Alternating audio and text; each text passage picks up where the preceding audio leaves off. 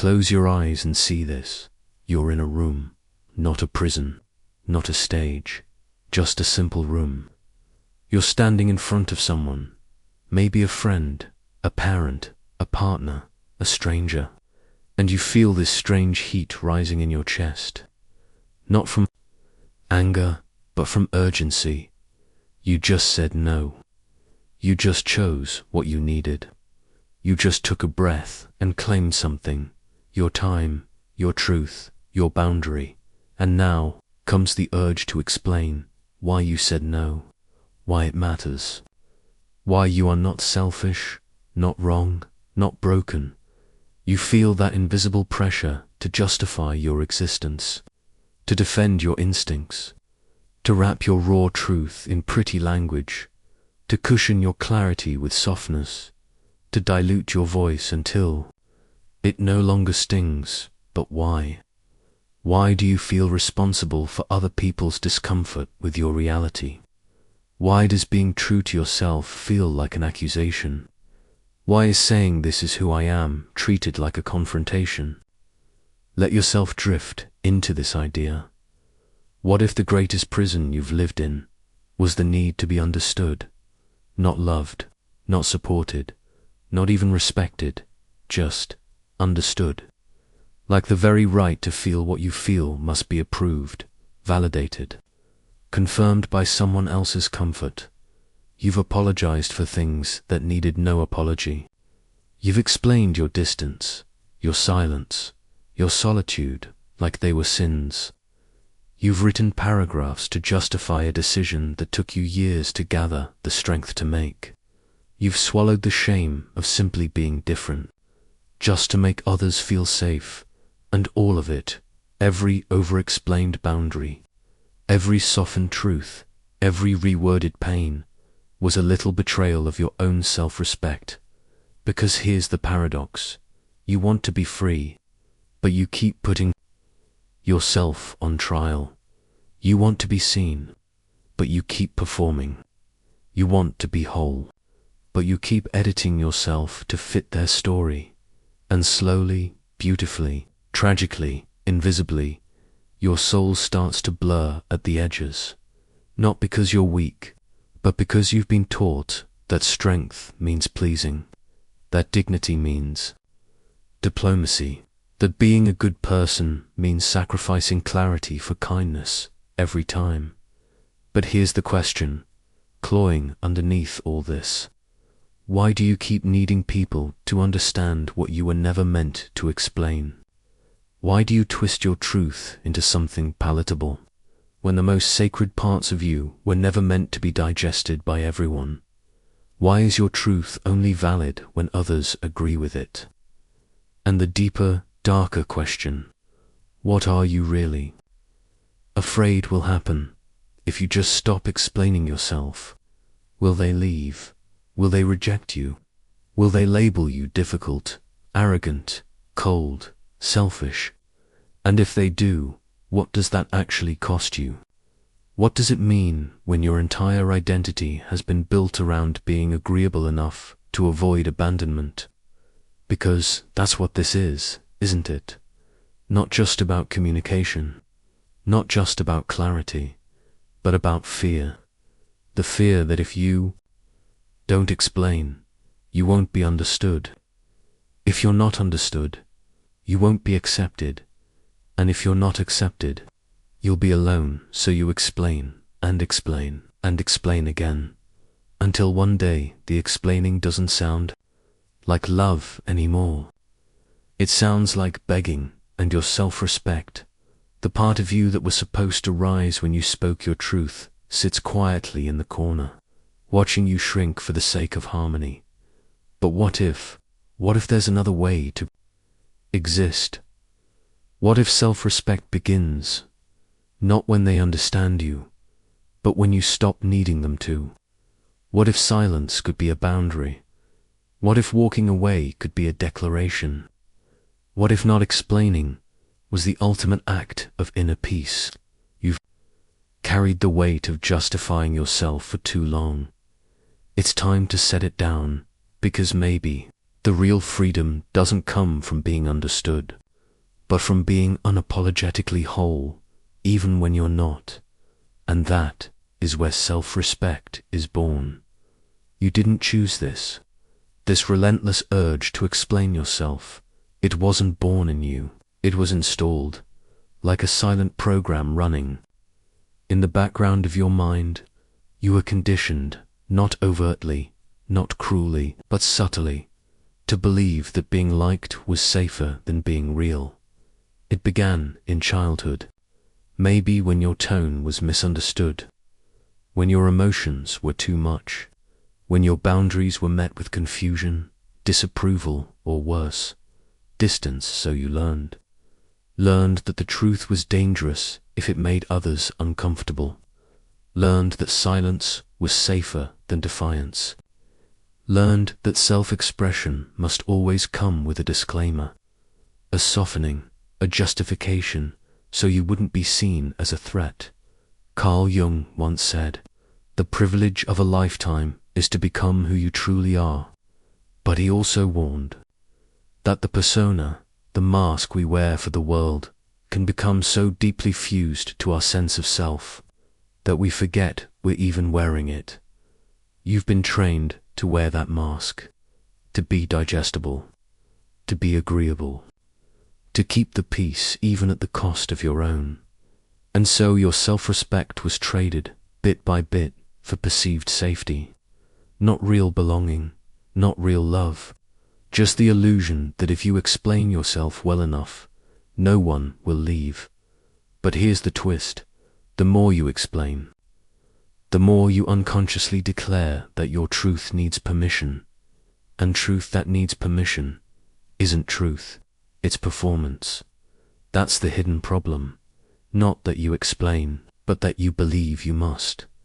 And this belief, this deep psychic contract, stems from something much darker than insecurity. It stems from the fear of abandonment. Jean-Paul Sartre once said, "Hell is other people," but perhaps even more terrifying is the absence of other people. We are social creatures, neurologically wired for attachment. As infants, we relied on others to survive. We cried to be fed, held, soothed, and when our needs were ignored or misunderstood, we didn't protest. We adapted. We made ourselves quieter, easier, nicer, not because it was good, but because it was safe. And now, even as an adult, that adaptation lingers.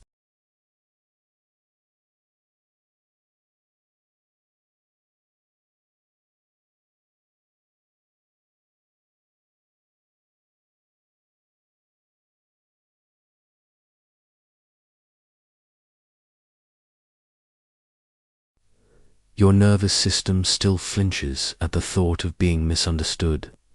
Your inner child still believes that rejection equals death. So you explain, and explain, and explain again. But no amount of explaining will make you feel safe when the person you're trying to convince isn't listening to begin with.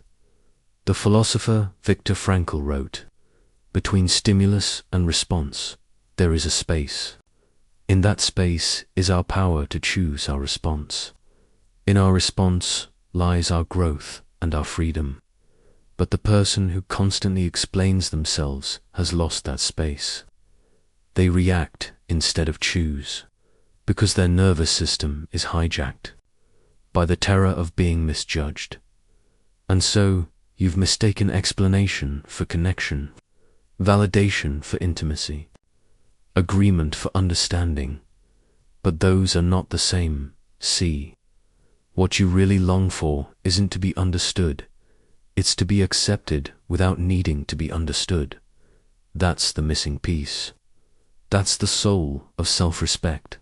Because as long as you believe your worth hinges on someone else's comprehension of you, you will forever dilute your essence for the sake of approval. Here's a brutal paradox. The more you explain, the less people actually respect you. Why? Because energetically, you're signaling that you don't trust yourself. You're saying, I know what I feel, but let me run it by you first. I know this boundary matters, but here's a 10-slide presentation just in case you disagree. I've chosen this path, but I'll shrink it down so it doesn't scare you. And people sense that, even unconsciously, because confidence isn't loud. It's quiet conviction. It's the stillness that doesn't need to be understood to stand firm. Nietzsche called this the will to power, not the desire to dominate, but the inner force, to fully become oneself, to evolve into something real, even when the world misnames it. And when you constantly explain yourself, you abandon that will. You surrender your inner authority. You outsource your sense of reality. But there is a darker side still. Explaining becomes addictive, because every explanation feels like you're regaining control, like you're closing the gap between you and them, like maybe this time they'll finally understand and you'll finally be okay. But that's a lie. Understanding is not always a bridge. Sometimes it's a trap. Sometimes people demand explanations not to connect, but to manipulate, to invalidate, to reframe your truth in a way that serves them and you. You offer your soul up again and again, hoping that clarity will lead to compassion, but it doesn't, because people who need you to explain your worth were never going to value you to begin with. So, here's the hard truth. The real problem isn't their misunderstanding. It's your belief that being understood is required.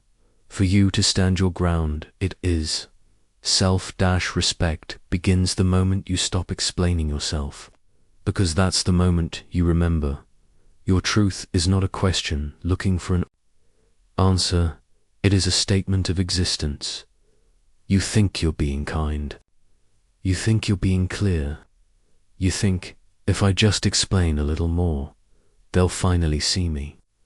But what you don't realize is, every time you over-explain, every time you plead your truth like it's a case in court, you're teaching people how to doubt you, how to question your voice, how to sense your hesitation, how to treat your needs as negotiable.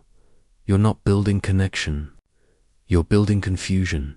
You become a walking contradiction, authentic on the inside, but apologetic on the outside, convicted in your values, but diluted in your tone, and slowly you fracture. This is the unseen cost of living life as an explanation. People start to sense it, that you don't fully trust your own decisions, that you're waiting for someone to give you emotional permission slips. And once they sense that, they stop listening and start judging. Even your strength becomes suspicious to them. Your boundary sounds like hostility. Your silence feels like rejection. Your clarity becomes too much. You become the difficult one, not because you are, but because they were never used to seeing you without the disguise. There's a brutal irony here. The more you try to explain yourself so you won't be rejected, the more you invite the very rejection you fear. Because over time, you're not just explaining your decisions. You're defending your existence. You're begging the world to grant you permission to be what you already are. And that desperation, even when veiled in politeness, becomes repellent. People may still like you, but they don't respect you because you've told them in subtle, invisible ways that their approval matters more than your own self-trust. This isn't about arrogance. This isn't about cutting people off. It's about energetic authority, the quiet power of someone who does not need to be agreed with in order to feel valid. Let's talk psychology, cognitive dissonance.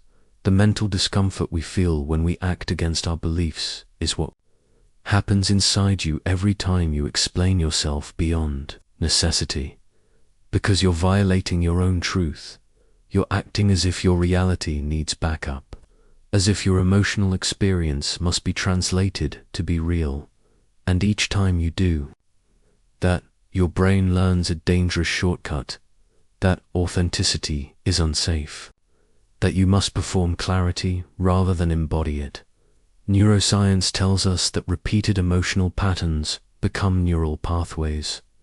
The more you bend, soften, dilute, the easier it becomes, until one day it's not a choice anymore, it's a reflex. You hear someone question your motive, and your heart jumps into defense mode.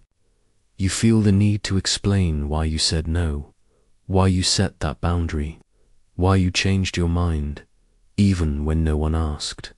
That's how deep the training goes, and society doesn't help, especially if you're someone raised to be likable, to be the peacekeeper, to be nice. Nice, even when you're disrespected. Nice, even when you're violated. Nice, even when what you really feel is rage. And because society fears the fully expressed human, especially when they stop asking for approval, you were taught to translate your soul into socially acceptable language. But that translation has a cost. You become a ghost in your own life, polished, pleasant, palatable, and profoundly unseen. Your relationships suffer because people are no longer relating to you, but to the version of you who's constantly justifying. Your choices, romantic partners, may become emotionally lazy, expecting you to over-explain every feeling so they never have to attune. Friends may start crossing boundaries because you've trained them to believe your no comes with a negotiation, and worst of all, you start doubting your own reality. You become a stranger to your instincts. You hesitate before every truth. You second-guess your gut, not because it's wrong, but because you've made a habit of outsourcing your validation. This is where existential fatigue sets in. You're tired, not just physically, but spiritually. You start wondering, why does no one take me seriously? Why do people keep misunderstanding me? Why do I feel like I disappear around others? The answer isn't out there. It's in the contract you signed, often unconsciously. I will be small, soft, and explainable, so you will not abandon me. But here's the devastating truth. The more explainable you become, the less alive you feel, because real life isn't supposed to be easily explained. Your soul doesn't speak in bullet points. Your healing doesn't move in straight lines. Your boundaries don't need a backstory. And the more you force your truth into a language the world can digest, the more you teach yourself that your truth was too much to begin with. That's the hidden betrayal. Not what others do to you, but what you do to yourself. Every time you translate your authenticity into approval currency, self-respect begins. The moment you stop explaining yourself, because that's when you stop performing your identity and start embodying it. Let's be honest, you're not here to be liked by everyone.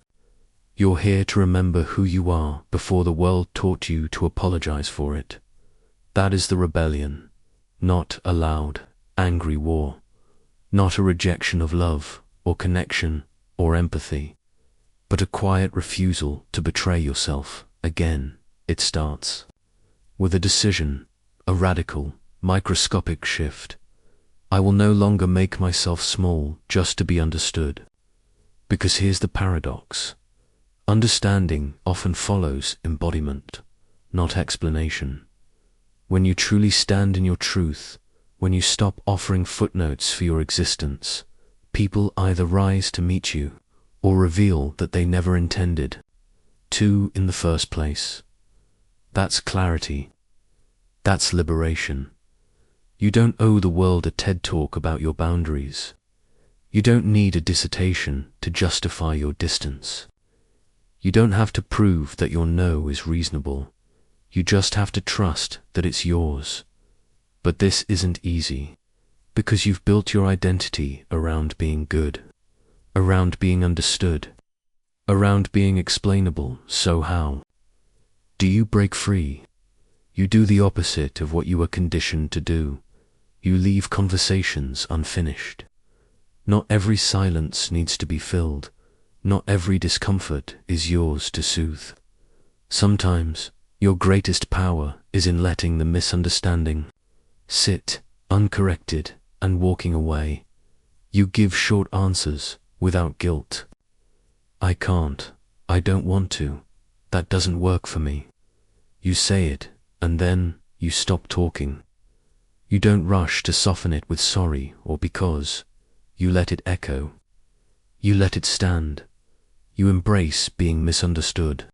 This is the hardest part, because deep down, you've equated misunderstanding with But some people will never understand you, not because you're unclear, but because they benefit from your confusion.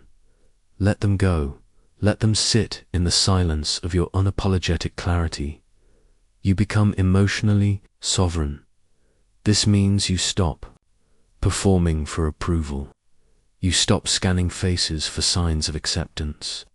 You stop needing your reality to be mirrored before it feels valid. You sit with your own knowing, even when it shakes, because that's what sovereignty looks like.